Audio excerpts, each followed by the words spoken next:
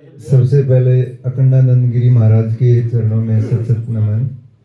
उसके बाद हमारे गुरु बीवी चौहान के चरणों में सत सत नमन। आनंदी माँ, नरहरि भाई, सुरेश जी, उनको सत सत नमन। और यहाँ आए सभी साधकों को सत सत नमन। मैं कपिल रोहतक हरियाणा से आया हूँ। मेरा मोबाइल नंबर है 8295911845 8295911845।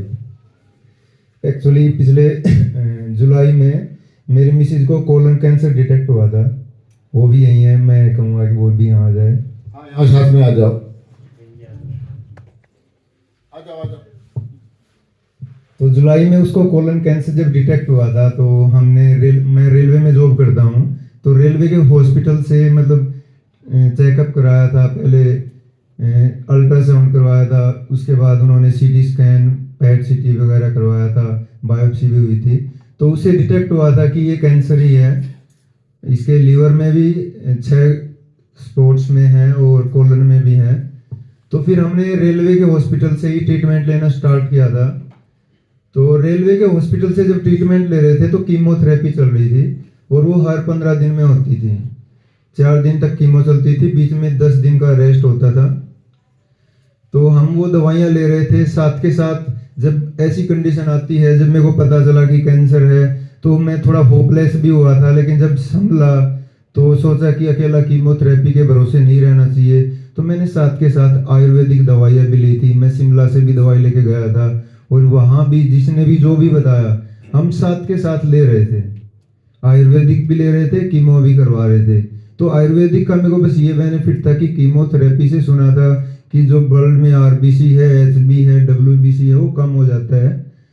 तो वो आयुर्वेदिक साथ के साथ लेने से वो कोई प्रॉब्लम नहीं आई। कभी भी हमें वहाँ पे ऐसा नहीं सुनने को मिला कि आपकी जो ब्लड के पैरामीटर्स हैं वो कम है, आपकी कीमो बाद में होगी। क्योंकि वहाँ ऐसे बहुत सारे पेशेंट आते थे जिनका एचबी लेवल वगैरह डाउन चला जाता था, उनको खून भी चढ़ाना पड़ता था। लेकिन मेरी मिसिज को ऐसी कोई प्रॉब्लम फील नहीं हुई। तो हम कीमो ले रहे थे और जब हमारी 6 साइकिल पूरी हो गई थी तो उसके बाद पेट सीटी हुआ। तो उसमें पता चला कि हमारा जो साइज है, उसका ट्यूमर का साइज है, वो लगभग 50% कम हो गया है। तो एक थोड़ा सा रिलीफ फील हुआ कि हाँ आराम हो रहा है। उसके बाद कंटिन्यू ट्रीटमेंट चलता रहा। 6 कीमो और हुई और उन 6 कीमो के बाद वो पोजीशन स्टेबल हो गई थी। यानी कि जो साइज पहले था 6 कीमो के बाद भी वही साइज मिला। तो थोड़ा सा हम फिर डिप्रेस फील करने लगे, स्ट्रेस फील करने लगे। लेकिन डॉक्टर ने कहा कि ये पॉजिटिव चीज है, आप इसको पॉजिटिव में लीजिए, क्योंकि साइज बढ़ नहीं रहा है, घट नहीं रहा तो बढ़ भी नहीं रहा है, तो आप इसको पॉजिटिव वे में लीजिए। मैं चलो ठीक है, आप कह रहे तो हम इसको पॉजिटिव वे में ले लेते हैं। और फिर उन्होंने कहा कि आप जो दवाइयों थोड़ा कम कर देंगे क्योंकि साइज स्टेबल हो गया है, बॉडी हमारी अपने आप रिकवर करेगी। Point to be noted, body अपने आप रिकवर करेगी। तो उसके बाद हमने कीमो दोबारा मतलब कंटिन्यू रखी। तो उन्होंने थोड़ा उसको चेंज कर दिया शेड्यूल को। पहले 15 दिन में बुलाते थे, फिर 21 दिन में बुलाते थे और एक ही दिन की कीमो होती थी। लेकिन साथ में 15 दिन की मेडिसिन दी जाती थी कि आप ये 15 दिन टैबलेट्स भी लीजिए। वो भी मैंने गूगल सर्च की थी, तो गूगल सर्च से पता चला था कि वो भी ट्रीटमेंट में यूज होती हैं। तो हम वो 15 दिन लेते थे और फिर ट्रीट करवाते थे। तो ऐसे मतलब कीमो फिर चलती रही। लेकिन साथ में एक टेस्ट करवाते थे, होता था CEA, जो एंटीजन टेस्ट है, ये बताता है कैंसर के कीटाणु है या नहीं है। तो उसकी वैल्यू पहले स्टार्टिंग में जब हुआ था तब 867 थी और उसकी नॉर्मल वैल्यू 3 होती है ओनली। वो 867 चली गई थी, फिर वो धीरे धीरे डिक्रीज होती आ गई और 1 रह गई थी जब स्टेबल साइज हुआ था। लेकिन बाद में जब वो कीमो चलती रही फिर उसका साइज मतलब उसकी जो वैल्यू वो बढ़ने लगी और वो 50 फिर 400 तक चली गई थी। मैंने डॉक्टर को कहा कि सर आप अंडर मेंटेनेंस तो रख रहे हो, लेकिन इसकी जो वैल्यू वो वापस बढ़ रही है, तो इसमें क्या करें। तो उसने कहा कि अभी तो आप दवाई ले लो, नेक्स्ट टाइम आप आओगे तो पेट सीटी करवा देंगे। तो उन्होंने पेट सीटी दोबारा करवाया और उसमें पता चला कि साइज 30% इंक्रीज हो गया है कीमोथेरेपी लेते लेते। फिर मैंने डॉक्टर को कहा कि सर आप दवाई भी दे रहे हो फिर भी साइज बढ़ रहा है, इसका क्या कारण है। थोड़ा सा स्ट्रेस में था। डॉक्टर ने कहा कि कई बार क्या होता है कि जो मेडिसिन है वो लेते हैं तो उससे जो हमारी बीमारी है उसकी टाइप चेंज हो जाती है, और उसके टाइप के चेंज होने से वो वापस ग्रो करने लग जाता है। हम इसकी दोबारा बायोप्सी करवाएंगे, उसके बाद उसको थोड़ा स्टडी करेंगे। 1-2 टेस्ट और बताए थे उन्होंने, बायोप्सी से ही सैंपल से ही लेंगे, तो उसके बाद हम डिसाइड करेंगे कि नई कौन सी दवाई देनी है। इट मीन्स वो हम पे एक्सपेरिमेंट कर रहे थे, पहले दवाई दी, उसने असर किया, फिर बाद में उसका असर बंद हो गया, फिर दोबारा टेस्ट करवाया, असर खत्म था तो दोबारा नया एक्सपेरिमेंट तैयार कर रखा था। वहाँ एक और रेलवे में भी एक और पेशेंट थी, उसको भी सेम प्रॉब्लम थी, तो उस आंटी पे भी सेम एक्सपेरिमेंट चल रहा था। दवाई दी, कीमो की, बाद में पेट सीटी से पता चला साइज कम हुआ है, बाद में कीमो चलती रही, साइज फिर बढ़ गया, टेस्ट करवाया, टेस्ट करवाने के बाद उसका मतलब फिर थोड़ा आराम हुआ, फिर दोबारा, मतलब ऐसे 3 बार उस पर एक्सपेरिमेंट हो चुका था, और उसकी हालत कई बार इतनी बुरी थी। तो इसी बीच मेरे को रेलवे के ये एक साथी है अमित, तो उसने बताया कि उनके भाई हैं सुरेश, उन्होंने ऐसे ऐसे ट्रीटमेंट लिया था और वो बिल्कुल ठीक है, आपको कोई दिक्कत नहीं है, आप वहाँ जाइए।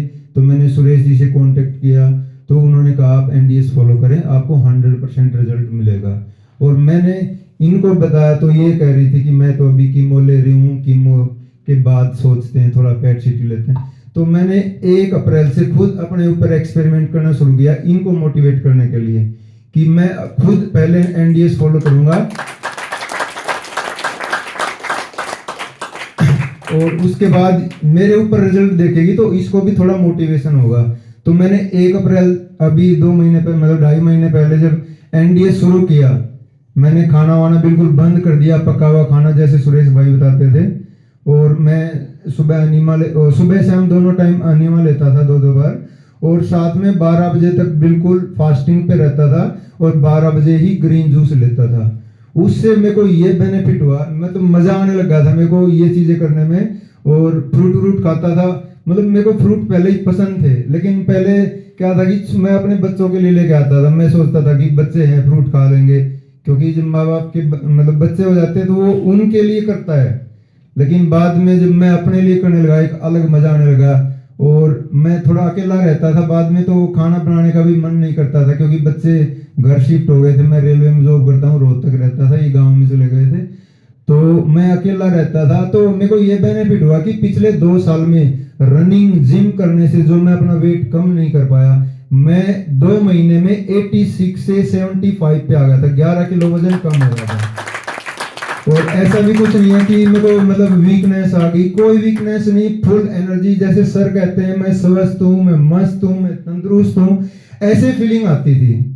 तो मेरे को देख के इनको भी थोड़ा मोटिवेशन मिला, और इन्होंने लास्ट में हाँ कर दिया जब डॉक्टर ने कहा ना कि हम एक्सपेरिमेंट करेंगे, दूसरी दवाई ट्राई करेंगे, तो इन्होंने भी कह दिया ठीक है अब मैं कीमो बंद कर दूंगी और मैं भी एनडीएस फॉलो करूंगी। और इन्होंने भी घर पे 4-5 दिन मतलब एनडीएस फॉलो किया, और उसके बाद हम यहाँ पे 3 तारीख को आए थे।